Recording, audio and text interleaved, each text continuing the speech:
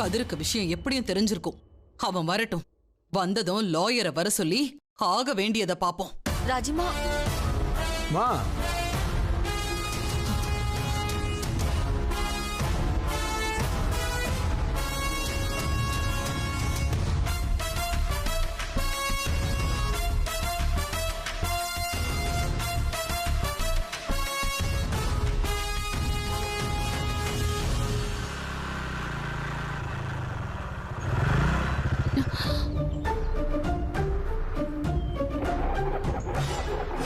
என்னாச்சு மாமா?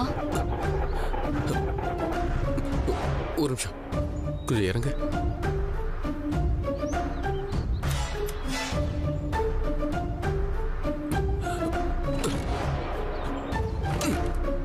பாத்தியா தம்பி, ஊரே சிரிச்சு போச்சு. எல்லாத்தையும் தொடச்சு போட்டு 2 பேரும் இன்னும் ஒன்னாதான் சுத்திட்டு இருக்காங்க. அண்ணே, அவங்க அத்தை புள்ள மாமன் புள்ள, அவங்களுக்குள்ள 1000 இருக்கும். அதெல்லாம் நமக்கு தேவையா? அத சொல்லுப்பா. அந்த பையனோட தான் இந்த பொண்ணுக்கு கல்யாணம் ஆக வேண்டியது.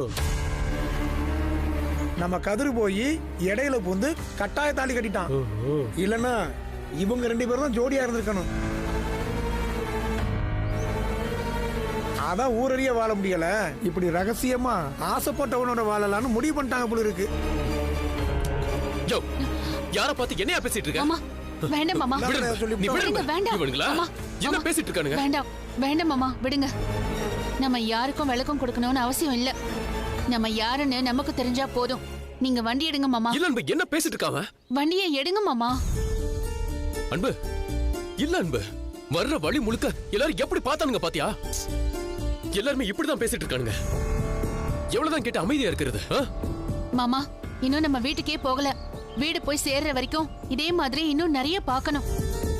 நீங்க போய் இப்ப கேட்டீங்கன்னா இன்னும் நம்ம கஷ்டப்படுற மாதிரி தான் பேசுவாங்க. இதெல்லாம் நமக்கு தேவையா? எதையாவது பேசி வச்சுக்கிட்டு சும்மா இருண்ணே.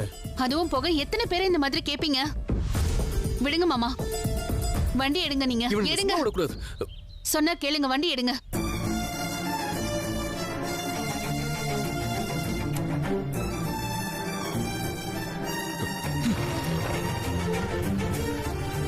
ஏன்பு